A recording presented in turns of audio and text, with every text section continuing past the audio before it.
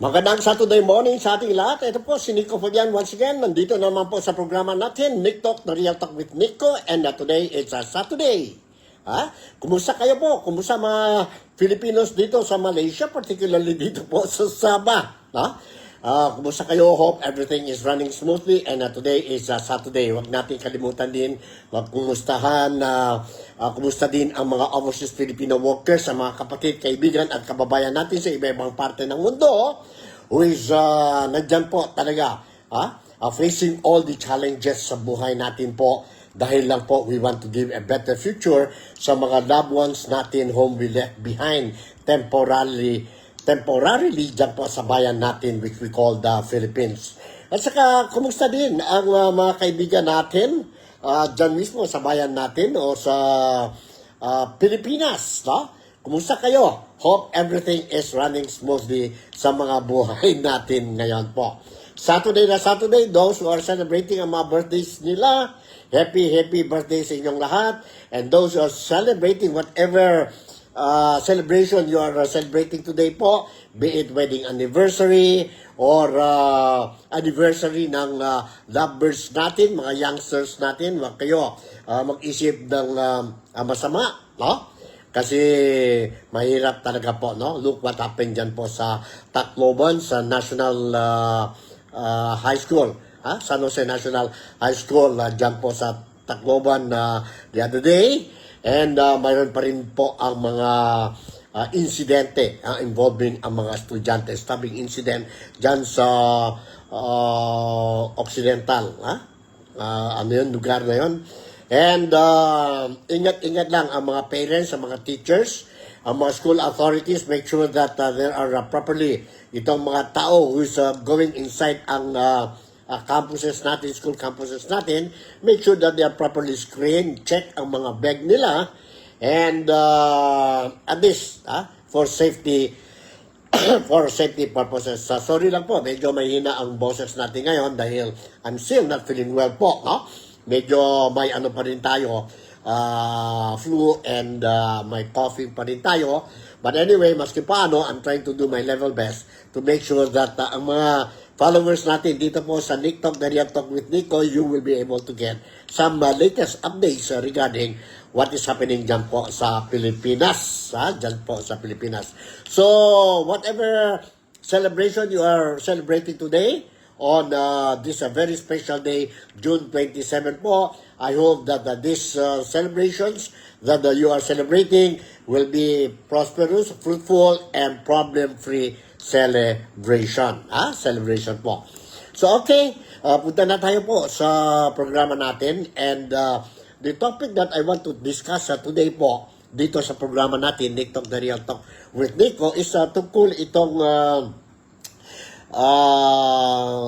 itong problema natin ng flood control projects po, no?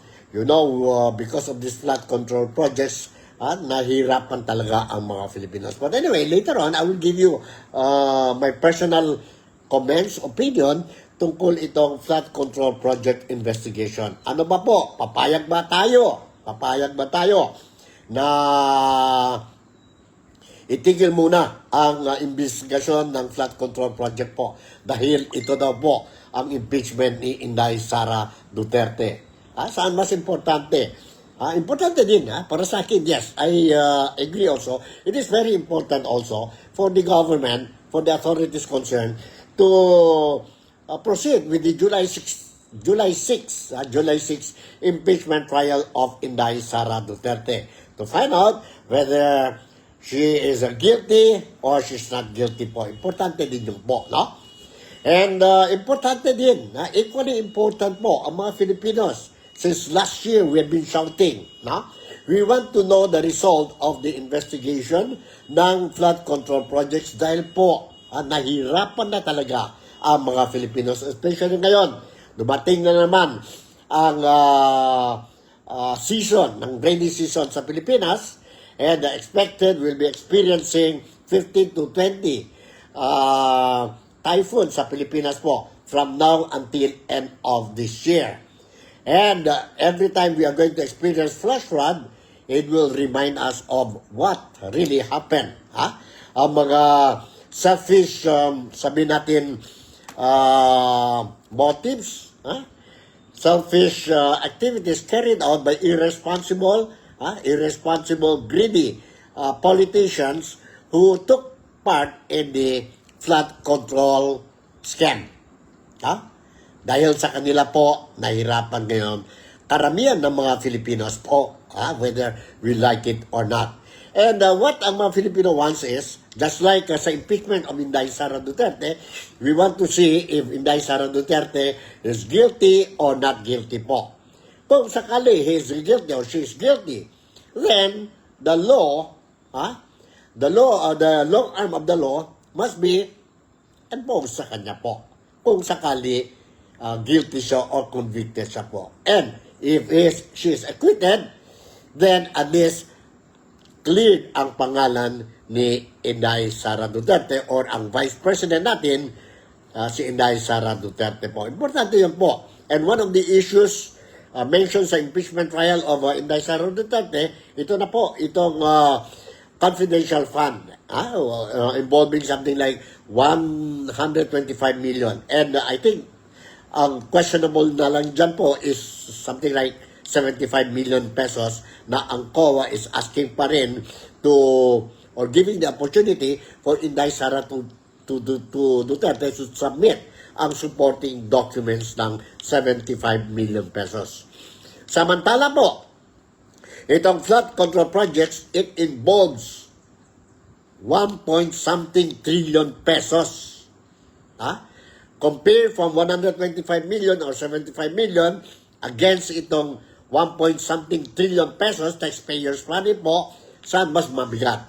Kaya you cannot blame if majority of the Filipinos, kagaya namin, ordinaryong Filipino po, we want to really know sino-sino talaga ang involved dyan po sa, ito na po, the biggest corruption activity carried out dyan po sa Pilipinas as of today po, no? Akala namin noon yung PDAF, no? But ngayon, ito na po ang flood control scandal. Flood control scandals. Sino-sino may involved? Already implicated ang mga pangalan ng mga politicians natin, senador, congressman, top government officials, including cabinet ministers or cabinet secretaries of President Ferdinand Bongbong Marcos. And mind you, no? Even the name of President Ferdinand Bongbong Marcos Jr. or CBBM was also implicated.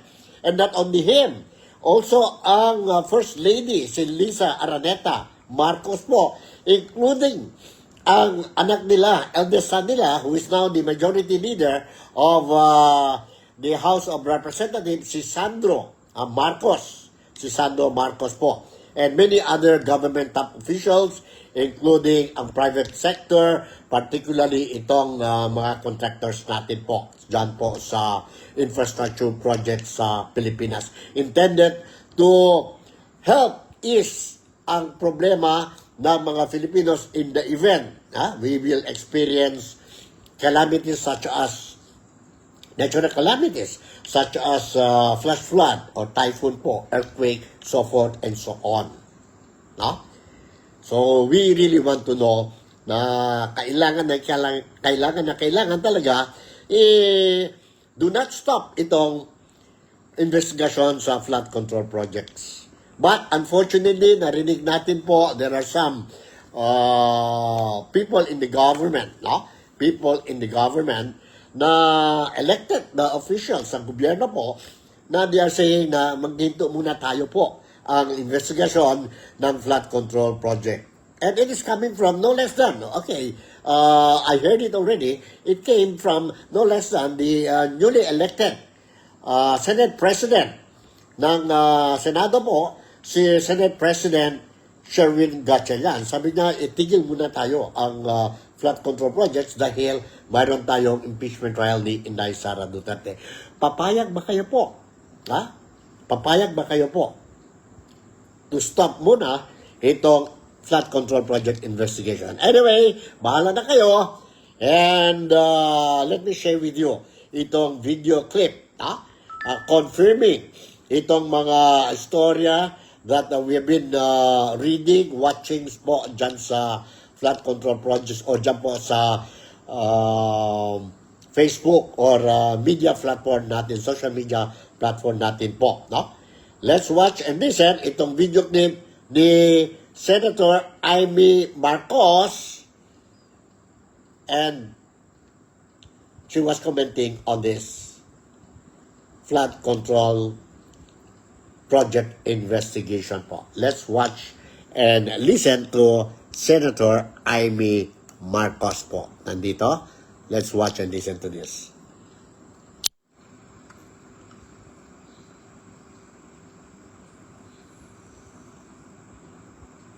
Naku, bahagi kaya yan. Balita ko, dinig ko, ayan na naman sila, tigilan na daw yung flood control investigation. Kasi daw, hindi daw papel na ang mga legislator mag-imbestiga, kundi mag-legislate. Naku, bahagi kaya yan. Higit sa lahat, yan ang hinihingi ng tao, tapusin na yung flood control investigation dahil galit na sila para malaman na kung saan napunta yung bilyones, trilyones na kabambayan. At higit sa lahat, para masisi na yung mga namatayan sa mga baha. Ayan, tigilan daw. Paano titigilan? Tignan naman ninyo. Walang tigil ang ulan. Mismo ang langit ayaw pumayag na tumigil. Kasi ulan na ng ulan. Flood control pa more. Paano titigilan yan? Samantalang yung ulan ayaw tumigil. Baha na naman to. Ayan na naman. Racket na naman. Naku, tapusin na natin ang ating investigasyon para hindi na maulit kailanman. At managos na ang dapat managot para hindi nawawala ang bilyones pati buhay ng Pilipino. Alright, yan, narinig natin po. Si Senator Amy Marcos po, ang video message niya, lumabas po sa social media po, no? So, may katotohanan itong itong mga notisya na rinig natin na mayroon mga senator who is advocating for itigil muna ang investigasyon ng flood control project, which I think many Filipinos do not agree with this. Dahil, ilan na yun po? How many years, how many months na po? Last year pa ito. In fact, yung investigation ni former chairman ng Blue Ribbon Committee, si Senator Ping Lacson po, nagginto for several months na po. And nag-umpisa na sana just recently po ang when Senator Marcoleta was once again elected as the chairman of the Blue Ribbon Committee, but it was stopped again dahil change of leadership from Cayetano to Gatchalian. And ngayon, ang Blue Ribbon Committee po is being chaired by another senator, a neophyte senator, si Erwin Tulfo, of which his name is also implicated dyan po sa receiving of kickbacks, receiving of suitcases full of cash, na maleta po. And karamihan ng mga tao are saying dapat i-inhibit si Chairman Tulfo sa investigation po because he is implicated dyan po sa illegal activities po, no? Unhealthy activities. So, ang latest updates natin ngayon po, may isang grupo, may isang grupo dyan po sa Pilipinas, ano ba ito? They call themselves as the, ano ba ito, anti-graft group, spearheaded by Dr. John Chong, no? Dr. John Chong, and mayroon tayong video clip dito po. So, let's watch and listen. Itong si Dr. John Chong, wherein he is saying na dapat talaga imbestigahan, continue ang investigation ng flood control projects. Let's watch and listen to this video clip of Dr. John Chong. Hold on po. Nandito po. Let's watch and listen to this.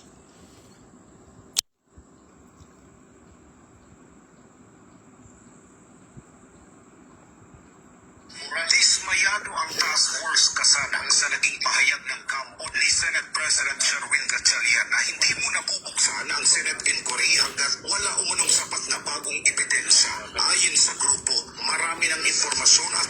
testimonya ang nailantad sa publiko, kabilang ang mga isiniwalat ng mga dating sundalo o Brave 18, kaugnay ng umunay mali-maletang salapi na konektado sa flood control scandal. Sinasabi nilang kulang ang ebidensya, wala pang concrete evidence. Ano pa bang nakikita natin yung hindi pa ba ebidensya, yung lubog na tayo sa baha na dahil sa trillions na project, na mga ghost project at mga involved mismo ay kasama nila at ang involved mismo is some of them are member of the executive branch, the legislator. Ano bang gusto nilang sabihin? Ayon kay Chong, kung tunay na hangad ng Senado na malaman ang katotohanan, dapat nitong tinggil at busisiin ang lahat ng impormasyon at testimonya sa halip na baliwalain ang mga ito. Ako mismo personal in my opinion, nadismaya ako sa mga nakikita natin sa Senate, natuloy in Senate, even in Congress, na bakit hindi nila papansinin, bakit hindi nila tutukan ng isang matinong investigation ang mga sinasabi ng mga testimony, may mga witnesses naman at may gusto namang magsasalita dyan. So, I hope and pray na darating ang araw maliwanagan sana ang mga nasa Senate, even in Blue Ribbon Committee na talagang tatayo sila sa totoong investigation. Koalisyon din ng grupo ang umunay kawalan ng agarang pananagutan ng mga opisyal na sinasabing sangkot sa anomalya. Ayon kay Chong, kung seryoso ang pamahalaan sa paglaban sa korupsyon, dapat umanong may malinaw na resulta ang mga naunang pahayag kaugnay sa flood control controversy. Napapansin ko rin, kasi if the President is sincere to their commitment na paimbestigahan niya, parang walang nangyari. Although may nakukulong naman, pero parang is not enough. Kasi ang nakukulong, iilan lang naman Hindi lang naman sila At isa pa, yung mga ginagawa nilang state witness, it's involved also in operation of bibigayan ng pera dyan, So, hindi nakakadismaya. In my part, and my opinion, nakadismaya itong mga ginagawa ng ating panamang. Ang tanging panaman natin sa kanila ay mga honorable. Matatandaan mismong si Pangulong Ferdinand Marcos Jr. ang nag-utos ng masusing pagrepaso sa mga flood control projects matapos lumutang ang mga aligasyon ng irregularidad. Ngunit hanggang ngayon, giit ng Task Force Kasanag, wala pa ring mataas na opisyal ang napapanagot sa kontrobersiya. Dahil dito, iginit ng grupo na dapat nang umusad ang investigasyon sa Senado. Sa ngayon, ay abala ang mga senador sa paghahanda sa nalalapit na impeachment trial ni VP Sara Duterte sa July 6 at ang Senado ang tatayong impeachment court para dito. Para sa Diyos at sa Pilipinas, kumahal, nag-uulat Pulmon Tibon, SMNI News. Alright, yan po, narinig natin ang video clip ni Anti-Graft Group, spearheaded by Dr. John Chong. So, sa palagay ninyo po, papayag ba natin na itigil muna ang investigasyon ng flood control projects? Para sa akin, my own opinion po, my own opinion, personal opinion ko po, I disagree po. For many reasons po. For many reasons, I disagree. One is, gusto ko talaga po na malalaman na natin po those who are involved sa scandal na ito po, kailangan they will be punished and they will be put behind bars. And they will not be allowed again to participate in any, to play a role in any government offices po. Kasi grabe what they did to us po. It involves trillions of money.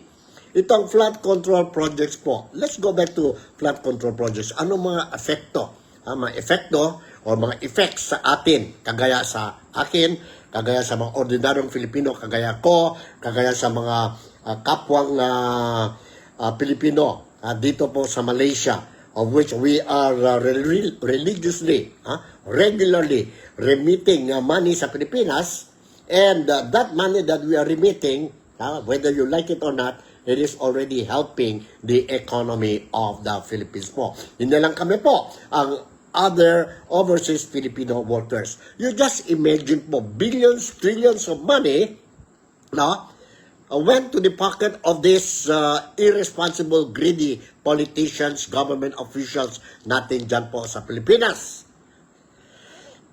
dahil dyan po sa flood control projects. Grabe the amount of money involved sa flood control projects po. When it comes to the economy po, no? The economy, talaga, apektado ang Pilipinas po. Apektado ang Pilipinas. Dahil, no? Instead, mag-angat na sana ang Pilipinas dahil itong pera natin po should go to the, sabihin natin, public facilities to at least ease ang burden ng mga Filipinos po. It went to the pocket of irresponsible politicians natin who is now enjoying ang buhay nila po, ang pamilya nila enjoying. Ang mga anak nila nandiyan po sa ibang nasyon studying, samantala tayo po sa ibang nasyon din po, but we are facing a lot of challenges in life sa labas ng bayan natin po, or for the sake of trying to help ang Pilipinas, trying to help or give a better future to our loved ones, of which we temporarily left behind sa Pilipinas po. So, yun po. And then, epekto din, because of these flood control projects, na wala po mga job opportunities. Sana po, kung natuloy itong proyekto, flood control projects po, ang dami sana mga Pilipino will enjoy trabaho, job opportunities nandyan po. But what happened ngayon sa flood control project? Natapos ang proyekto, nagbayad ang gobyerno na ang proyekto, but walang proyekto, ghost project po. Ibig sabihin, nawala ang opportunity ng mga Filipinos, ordinaryong Filipinos to work sa construction. Sa construction po, nawala din. Dahil, instead, mayroon talaga dapat project, pero nagiging ghost, or kung may project man, but substandard, konti na lang ang job opportunity sa mga Filipinos, and sino masaya dyan po? Sila ang those involved sa flood control projects po. John, we talk about flood control projects, may proseso yon po. For you to be able to push through with the project po, mayroon yung mga right of way and all this po, demolition of houses po to pave way for the project. Ginawa na ang demolition sa mga houses ng mga affected families po, no? Pero ang proyekto was never realized. Nagbayad na ang right of way ang gobyerno po. Saan nagpunta ang pera? Pumunta din sa pocket ng mga irresponsible individuals or people, group of people, no? So, kawawa talaga ang mga Pilipino po, no? Mga resettlement, sabi nila, okay, kailangan namin itong right of way. So, demolish ang mga bahay nila, but they were not given proper resettlement. Ang mga affected residents. Yun po ang problema sa atin, no? And worse still po, dahil dyan po sa flood control project, no? Nawala na po ang trust ng mga Pilipino sa gobyerno natin. Nawala na ang trust. We don't trust anymore the government. And mga promises are made by the government, especially ang president na natin, si President Ferdinand Bongbong Marcos Jr. or si BBM. Walang Christmas daw po. Those are people involved sa flood control projects. But what happened? Tapos na ang Christmas, tapos na ang New Year, tapos na ang Chinese New Year, tapos na ang Hari Raya, and other big celebrations po sa Pilipinas. But, nasaan na po? Nasaan na yon mga big fishes involved sa flood control projects? They were not put behind bars. Asan ang mga kaso po nila? Wala din. So, ganon na lang ba? Tapos ngayon, they are saying, itigil muna ang investigation ng flood control projects.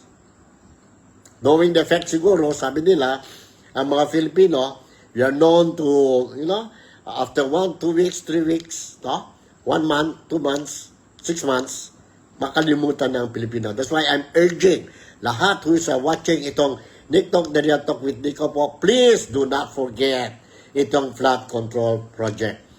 Di pa tapos ang laban natin po. Maskin, ano talaga sila dyan po, kontrolado sila dyan sa gobyerno.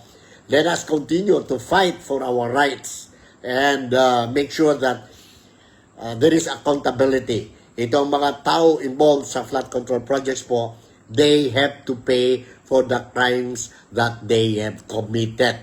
At saka, whatever money we lost, taxpayers' money po, we want that it will be returned back to the Filipinos po. Remember, itong flash flood po, we experienced already for the past few days po, ang Pilipinas, si Typhoon Francisco nandyan, although I think he already left the area of responsibility dyan po sa Pilipinas, lumabas na po sa Pilipinas, but we experienced flash flood and hoping, let us hope na since whether we like it or not po, we always experience every year 15 to 20 typhoons. Sana lang po we are not going to experience super typhoons po these remaining months po before we end this year 2026 po. So, in other words po, para sa akin po, habang nandyan ang impeachment indictment Sara Duterte po, kailangan din i-ano natin yun po, yon investigasyon ng flood control projects po. And dapat impartial ang investigation po. Let those people involved be punished po, You just imagine, ang mga tao involved dyan po, hindi ordinaryong Pilipino po. And that corruption activity carried out dyan po sa flood control projects po, hindi ito pwede. Isang tao lang o 2 tao lang o 4 na tao, 5 tao lang po. This is a syndicated crime na po. Corruption crime. Imposible po. Imposible. Walang mastermind. Sabi ni Senator Ping Lacson, correct me if I'm wrong, there was one statement he mentioned that wala daw mastermind dyan po sa flood control projects. I totally disagree. I totally disagree. Mayroon yun po. Nandyan ang mga pangalan ni Saldico. Nandyan ang mga pangalan ni former Speaker of the House, Martin Romualdez po. Nandyan ang mga lumabas na po ang mga tao involved in the deliveries of suitcases full of money. 18, they call themselves as 18 brave Marines, ex-Marines po, plus 4, Ang mga testigo ng mga tao, top government officials, lumabas na po ang mga pangalan. But hanggang doon lang po. Every time maglabas ang mga pangalan, itong mga resource person, they will come up with this informations, information about ang mga tao involved, especially those aligned with the government, nakinto po ang investigation. They will stop the investigation. Pero if mention mga pangalan yung kontra sa gobyerno, then you can see the building up of cases against these people. So, instead of really looking into the investigating itong mga allegations made by resource person po, what the investigation team is doing is to investigate ang character ng mga resource person po,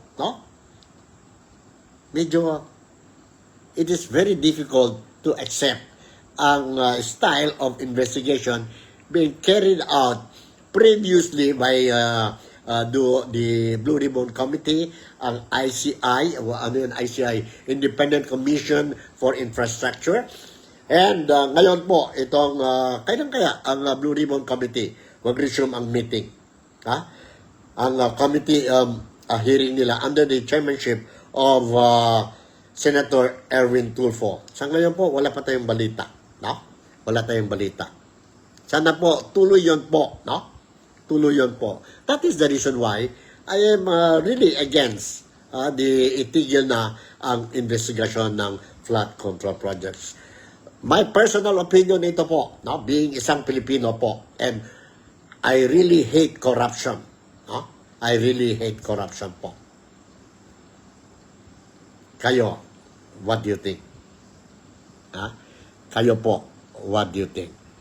Alright, the other topic that I'm going to discuss with you po is itong issue na naman po kay former Congressman Mike Defensor Santiago po, human trafficking. Human trafficking po. So let me share with you another video clip dito po tungkol itong issue ni former Congressman Mike Defensor. And if you notice, si Mike Defensor is one politician dyan po sa Pilipinas who is also against corruption, who is very vocal against what is happening dyan po sa Pilipinas, especially the way the present Marcos administration is running ang nation natin po. So let's watch and listen to this interview. Ito po, no? Interview dyan po sa television na network sa Pilipinas po, ang bilyonaryo yata ito po, no? Let's watch and listen itong video clip, no? Video clip po. Did I showed you already itong, I don't know kung I showed you itong, yeah, tapos na siguro yun. Okay, let me share with you itong video clip kay Attorney Topacio po regarding ang filing of cases against Mike Defensor by the National Bureau of Investigation. National Bureau of Investigation po. Let's watch and listen to this po. Alright, nandito. Alright.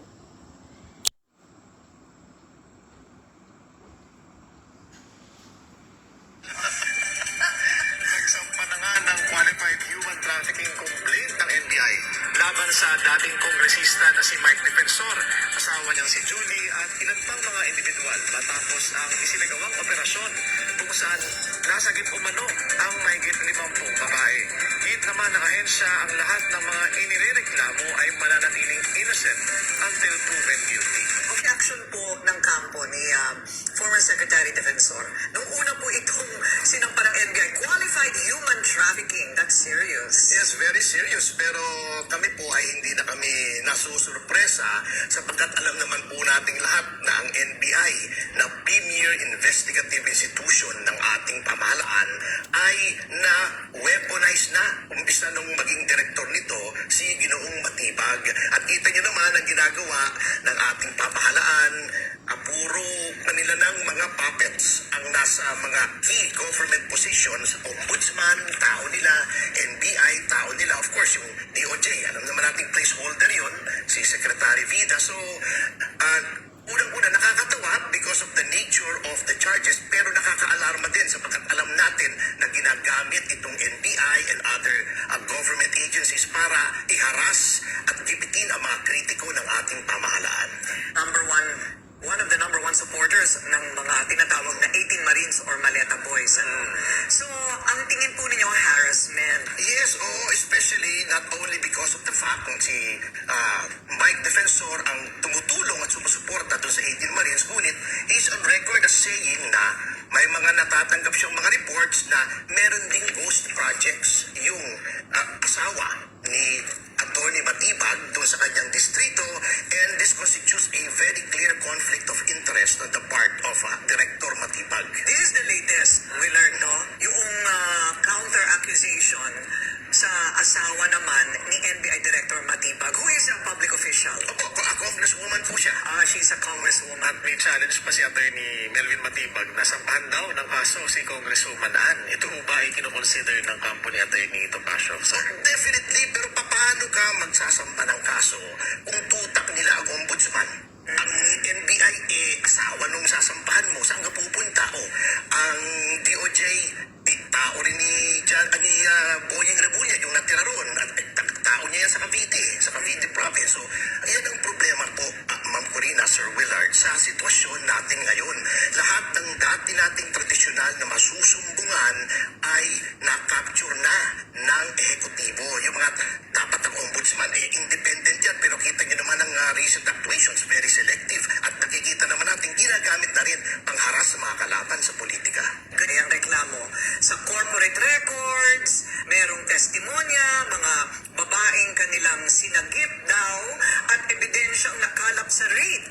So, anong tingin po ninyo sa bawat, kayo po ba'y binigyan na po ng kopya ng lahat ng kanilang tangan na Wala pa po. ebidensya? Ang alam ko today, Friday daw, sila maghahain. At syempre, ang proseso po niyan, kapag naghain po, isasabina yung mga respondents, yung mga nireklamo, at dapat kalakip punong sa pina yung ebidensya against us. Pero just to skim over the surface, yung sinasabi ng corporate records, established na po yan ng mga desisyon ng Korte Suprema. Kahit na ikaw ay direktor o opisyal ng isang kumpanya, nag-list ng isang property na ginamit for illegal activities without any overt acts, actual participation, and specific role. Yun ang mismong phrase na ginamit ng ating Korte Suprema. Hindi ka pwede i-charge for those illegal acts. May publicity, no? Yun nga nakakatawa nga kasi sasabihin nila, ngayon may disclaimer sila, everyone is presumed innocent daw. Pero ang actuations ng director, parang hinusgahan na niya na guilty na si Ginoong Defensor. So, alam niyo, this is a hypocrisy of the highest order. At nakakalungkot na yung ating NBI has gone down to that gutter level na talagang inquisitorial na, hindi na prosecutorial or adversarial. Names are in the papers of ownership. Yun nga, mismo po, yun ang sinasabi ko na that is not enough. In Calalo versus Ombudsman, even yung leading case ng ABS-CBN versus Quezon, yung nagdemandahan sila ng estafa, sinabi, just because you are an officer or the chairman of the board, hindi po ibig sabihin noon, involved ka. Case in point po, actual case na inandal ko, yun pong Ayala Alabang drug den na ni-raid ng polis na di umano'y manufacturing ng shabu ang nagaganap. Ang may-ari po noong nirerentahang bahay na yon ay si former Senator Jambi Madrigal. Pero hindi naman po chinarge si Jambi Madrigal dahil nakita nila na although nag-lease, wala naman pong alam si former Senator Jambi sa mga nangyayari doon. So, ganun po ang prinsipyo because these are not light charges. These are serious and grave charges. He cannot, I don't know if Secretary Defensor is renting the area or he owns it, but he's letting out yung mga iba-ibang parang mga stalls or mga commercial spaces doon. Iba-iba po tenants doon at puro legitimate tenants po yan. At iba ang may-ari ng bar. Opo, definitely. Lumabas na ba yung pangalan nung may totoong may-ari nung bar? Hindi po alam kung inilabas ng NBI, pero kami naman po, since kami yung inaakusahan, we will let them lay out the accusations and we will respond in the proper time and at the proper forum. Oo. So, this is all to presume that establisado na talagang meron pong nangyayaring bayaran na may kapalit na babae. Hindi po natin alam kasi hindi po alam yan ni Secretary Defensor. Nakakaalam lang yata si Atty. Matibag kasi siya yung nag-surveillance daw, yung NBI, sila nag-raid, etc. But ang sa akin nga po, Ma'am Corina, Sir Willard, conceding na merong prostitution going on. Hindi ibig sabihin yung may-ari ng establishment ay May kinalaman. Case in point, halimbawa sa Soler, di ba maraming kwarto yan? O let's say may nag-rent dyan na isang foreigner, even a local, at prostitution happened in that room. Ibig mo ba sabihin yung may-ari ng Soler, si Enrique Corazon, ay guilty of human trafficking? Yun po ang prinsipyong dapat natin sundin dyan. Okay. Until and unless mayroong mga testigo na nasabing mismo pong yung anak ni Secretary Defensor po ang bumugaw sa akin. Excuse me for the term. Is there any other term in Tagalog? Wala po, di ba? Bumugaw talaga yung ginagamit dyan. So, yung anak po talaga ni Secretary Defensor ang bumugaw sa akin dyan. But, as you said a while ago, what if they come up with witnesses? Yung 50 babae na supposedly kanilang sinagip at banggitin po yung pangalan mismo ng pamilya ni Secretary Defensor. Well, as the old saying goes, we will cross the bridge when we get there. Lamang, aside from the ulterior motive ni Director Matibag na ipitin si Mike Defensor dahil nga pinoprotektahan niya yung asawa niya, eh siyempre alam naman po natin na kapag ikaw ay tinarget ng NBI, katulad ng ginagawa ng NBI sa iba, katulad ni Jinggoy or ni Bong Revilla, kapag pinressure ang isang witness, napakadaling mag-produce ng witnesses eh. Kapag they are in trouble, you can be granted immunity, you can be given concession. So, let us see kung anong kredibilidad pa rin ng witnesses na yan. Because sabi nga po ni Chief Justice Fernando ng Supreme Court sa isang kaso, accusation is not synonymous with guilt. It still has to go through the process. Kaya kukonsultahin niya siyempre ang kanyang mga abogado. Hindi lang naman po ako yung kanyang mga abogado. May mga abogado pa siyang mas magagaling at mas matatangkad. So siguro ay mag-uusap po kami and definitely if there is a need to respond to these ridiculous charges then we will do so. So why did he not attend the first hearing of the NBI? At tungkol po yun doon sa yung alam ko hindi niya inatinan, yung tungkol doon sa 18 Marines. Opo, kasi umattend na po siya dati. So sinabi po doon nung kinausap ko yung investigador, is my client being investigated for a crime? Sabi nila, hindi.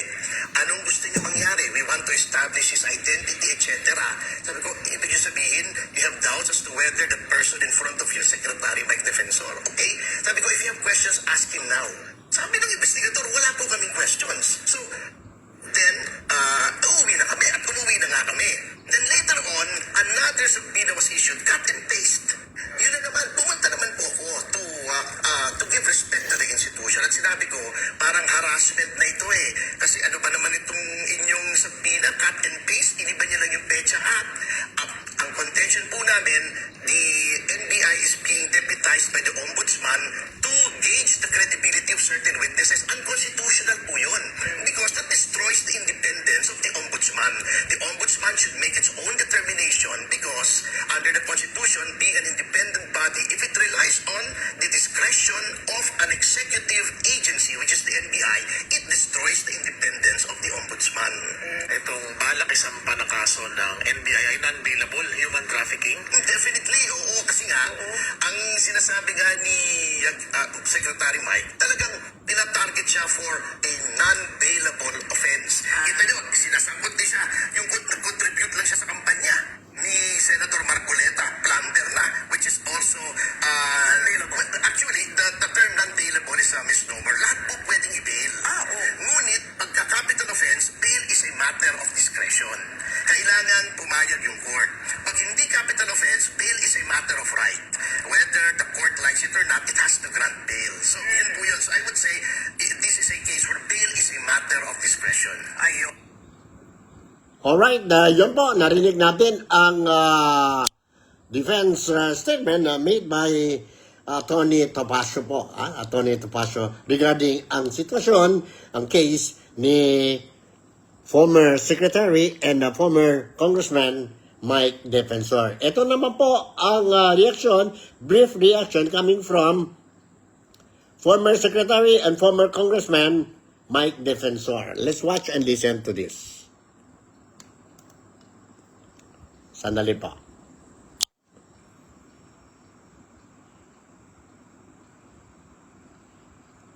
Alam ko ang gusto niya. Ang gusto niya, magkaroon ako ng non-bailable na kaso para ako makulong, hindi makapagsalita. Pero sinasabi ko kay Director Matibag, pwede niyo akong makulong, pwede niyo akong bigyan ng magsalita, pero ang Pilipino, patuloy na nagagalit, patuloy na humingi ng hustisya, patuloy na sinisigaw na ayusin yung korupsyon. Hindi ako ang problema nila. Ang problema nila ay yung hindi na pag-address sa problema ng korupsyon sa ating bansa. Alright, yun, narinig natin ang statement made by former Congressman Mike Defensor and former Secretary, Cabinet Secretary. So yun po ang issue.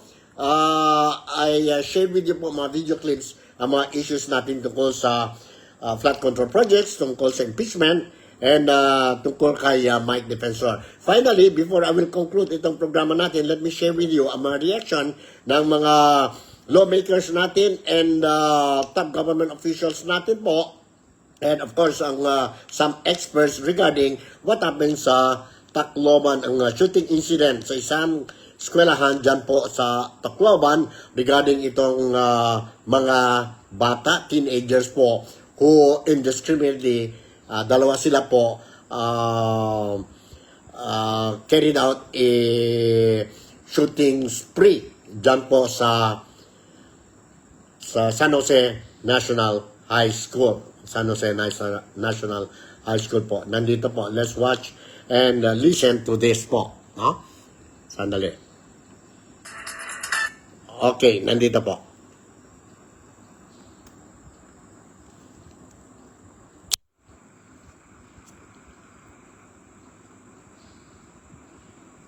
Sa amin kung paniniwala, hindi problema ang batas. Ang problema ay yung ating nawawalang moral values. Dapat yung pag-aralan natin, regulate na rin yan. Ito actually concerted effort ito ng gobyerno at saka ng private sector, lalong-lalo na yung mga kabataan, yung mga magulang, ang eskwelahan, malaki ang magiging papel ng bawat isa. Hindi naman natin isusuppress yung social media eh. Ang isusuppress natin yung laman. Ano na, dahil kung wala, nakikita natin, dahil ito hindi ang usapin dito, hindi lamang yung sa gobyerno. Ang usapin na rin dito yung moralidad na naidudulot nito sa mga kabataan, yung mga values na dapat. Strongly to Congress that we work together to come up with a more comprehensive law on juvenile justice.